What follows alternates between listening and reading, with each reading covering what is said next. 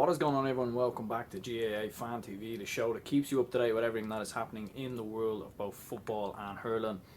And yeah, guys, what a weekend we had in both football and hurling, to be precise. I think a lot of people went into this weekend thinking that a lot of these games were, foregone conclusion. There weren't going to be many surprises.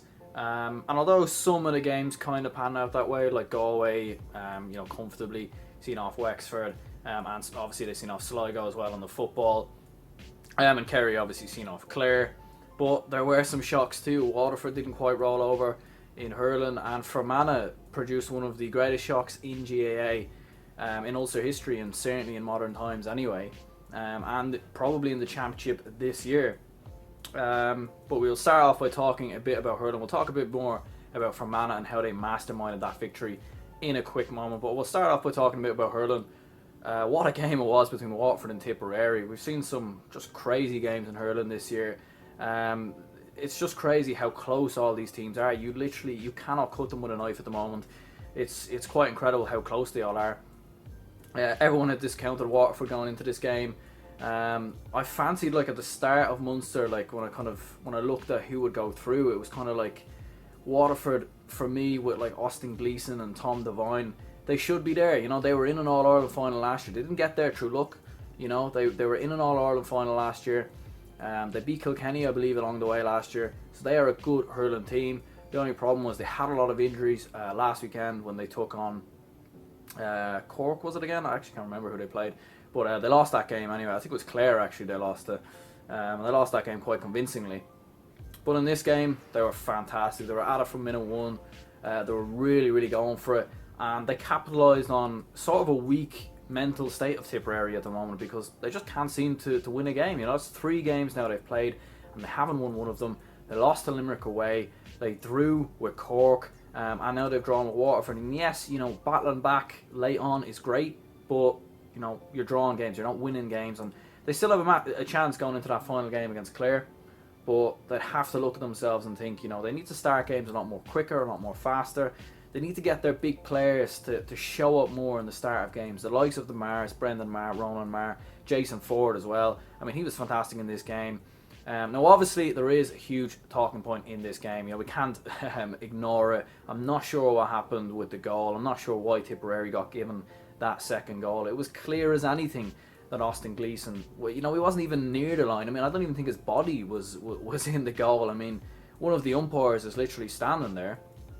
And he doesn't do anything. He doesn't even wave that it's not a goal, because he just assumes that it's not a goal. I mean, it's basic common sense. Like, I'm not too sure what was happening with the other umpire. I'm not too sure what he was looking at. Was he asleep or something? I have no idea. But he gives a goal. Absolutely incredible. You can see how outraged the Waterford players are. And although Waterford went back in front, Tipperary came back again, and again just some weird decisions, like the last point towards the end, the way the umpires overruled it. Did one of the umpires say no, and then it was I'm not too sure. It was very strange. A point at the end as well.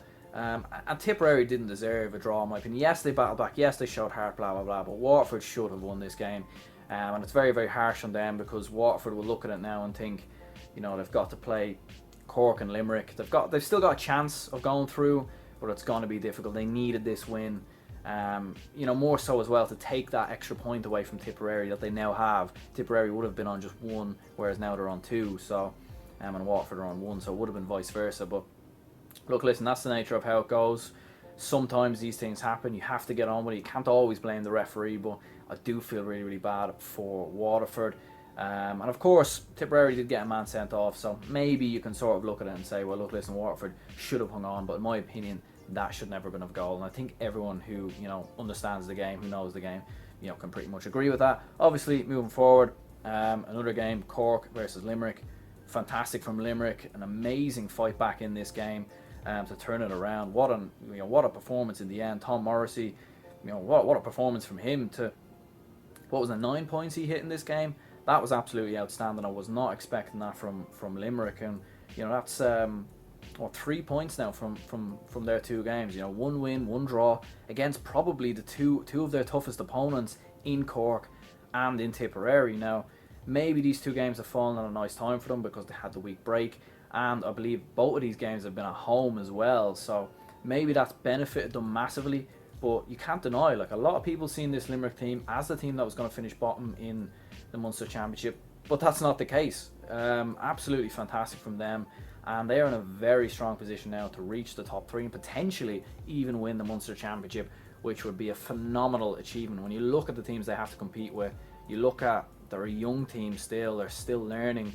That would be an unbelievable achievement for Limerick hurling. Then moving across to Leinster, Galway, they seen off Wexford pretty comfortably in the end. Joe Canning again, just outstanding. I mean, that point he hit from like the sideline at one point, that was outstanding. Galway they're the best team in the country at the moment in terms of hurling. Anyway, there's absolutely no doubt about it in my opinion. Yes, you can say, well, if they're in the Munster Championship, maybe they'd have a bit more competition. You know, they'd have tougher games, for example. But look, listen, they beat Kilkenny comfortably and they beat Wexford comfortably, and Kilkenny and Wexford are good teams. Like, let's not deny that. They breezed past Offaly, and they'll probably beat Dublin as well, let's be honest. So Galway in a very, very strong position. They're pretty much Leinster champions now, as far as I'm aware. I think, you know, they just need a draw in the final game or something like that. So yeah, Galway pretty much have it all but wrapped up, so fair play to them. And Dublin, they beat Offaly. Really good performance by Dublin here. I said before that, look, listen, Dublin and hurling, they're definitely moving in the right direction. We beat Offaly pretty comfortably in this game in the end. Just a really comfortable win in the end for Dublin. Offaly, they've just completely fallen apart, haven't they? I mean, you could say, look, listen, the 4 games in a row has gone against them a little bit, which is fair enough because they looked, you know, as time has gone on, they've gotten a lot worse. Whereas Dublin, that week break has really, really helped them going into this game. You know, Offaly just coming off the back of an intense game, intense beating by Wexford. So brilliant from Dublin. The only disappointment is, you know, had we have got that win against Kilkenny, had we have got a win against Wexford, you know, we were only just beaten in them games. Maybe Dublin could have been going into those Leinster or those All-Ireland quarterfinals, but they do still have a slight chance. They'd need to beat Galway by a significant amount, and obviously hope that Kilkenny or Wexford doesn't end in a draw, but that's very unlikely. We see how good Galway are, and I think with the score difference as well, it'd just be very unlikely that would happen. You never know, we won't rule it out, but yeah, Dublin been very, very good for me. I mean, finishing in 4th, which again is sort of a weird one because, you know, a lot of people are saying this new round robin system in hurling is working. I'm still not 100% sure about that. You know, it actually, the Joe McDonagh Cup champions actually have a better chance of, they actually go to an All-Ireland quarter final, whereas the team that finishes 4th in Leinster doesn't. And it's sort of like, well, you're rewarding the lesser team, but then again, you're allowing teams that don't normally get to the quarter final. So I can kind of understand it, but at the same time, it's like, yeah, I'm not sure. You know, maybe they should look a bit more into it. Slightly confusing in some circumstances, but Westmeath, they have wrapped up the Joe McDonagh Cup, 4 wins from 4. Fair play to them. They will play in the Leinster Championship next year, and yeah, in the end, Offaly will go down to the Joe McDonagh Cup. You'd fancy them to respond, but they have a lot of work to do. You know, they have a lot of work to do to respond. They need to keep, you know, a lot of their players fit. They need to keep a lot of their players fresh. They need to go into the league campaign next year with a fresh approach, and they're a good team. Like, let's not completely rule them out, but they do have a lot of work to do. Moving across to football, lads, and I mean, what can you say here? A massive, massive surprise. Fermanagh beating Monaghan in the Ulster semi-final. I don't think anybody's seen this coming. I mean, there just seems to be a lot of shocks in football at the moment. If it isn't Carlow, if it isn't Longford, you know, Fermanagh beating Armagh in the first place, Monaghan beating Tyrone was a surprise. And I mean, when you looked at the whole draw, that side of the draw in Ulster, you would have said, you know, winner of Tyrone Monaghan goes to the Ulster final. You would have just said that automatically, and you would have fancied it. You would have fancied Tyrone to be Monaghan probably, but it's strange because, from, you know, Armagh were awful when they played Fermanagh, and Monaghan were awful when they played Fermanagh as well. And there are a couple of reasons for this. Fermanagh are just very, very good defensively, very, very compact. They hunt like dogs. They just don't give up in any circumstances. They're fierce, they're tough, and yeah, Monaghan were really poor. Like, let's be honest here, they gave the ball away on so many occasions, and after beating Tyrone, you know, in a phenomenal performance, they must be looking at themselves thinking, you know, what on earth have we done here? A real opportunity for Monaghan to win this game, to, you know, win an Ulster title, go into the Super 8 Championship, and now they go into the qualifiers where the likes of Mayo and Tyrone are already there. If they're going to come through the qualifiers, they're going to have some tough games. It probably would have been just easier going through Ulster. So it's going to be tough now for Monaghan. Again, they were poor. Conor McManus, I think, who's often a very inspirational player for Monaghan. He was fantastic when he played against Tyrone. Didn't even kick a point in this game. Really, really disappointing from him. He missed that chance right at the end as well, which was really poor. So, and again, couldn't close the game out. Fermanagh with the late goal at the end, just a ball that was looped in. They should have dealt with it. They didn't. They should have seen this game through. They missed so many easy chances. But look, listen, we can't write off Fermanagh. We can't ignore what they have done now. This is a phenomenal achievement for them. Just so good defensively and just good at breaking. And they just done it. They got over the line. Yes, you can say, Monaghan weren't good, Armagh weren't good. Fermanagh are going to an Ulster Championship. And look, listen, you cannot write them out for if they play either Donegal or Down, because they have got a serious chance, in my opinion. Because once they go in front, they're just very, very hard to beat. So yeah, it's going to be very interesting to see how they get on. But big congrats to Fermanagh. What a victory this was. And yeah, guys, then there was pretty easy victories as well for both Galway and Kerry in both the Connacht and Munster Championship. Starting off with Kerry, very, very good. You have to say, 32 points in this game. That's a very, very rare thing to see. You don't even see that in hurling very often. To kick 32 points is quite outstanding. The amount of hunger they showed in this game, 7 new players, 7 players made their championship debuts in this game. Lots of new blood, David Clifford.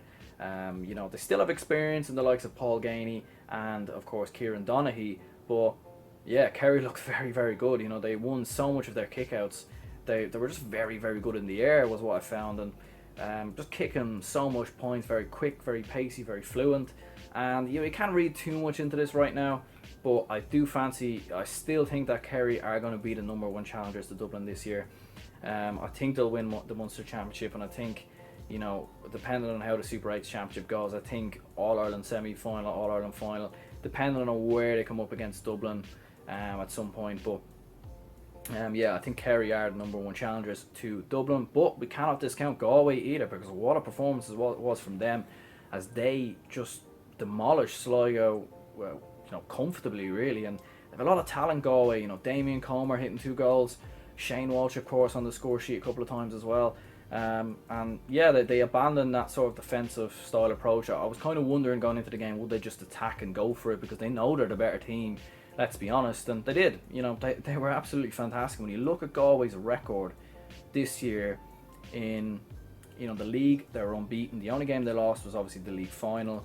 They've beaten Mayo, now they've beaten Sligo. This team is getting used to winning. And if you ask me what team is moving in the better direction, is it Mayo? Is it Galway? Yes, Mayo have been to a number of All-Ireland finals, but Galway are doing it the way you should do it, which is you go through the Connacht Championship, you beat the teams you should be, and then you see where you end up at the end of it all.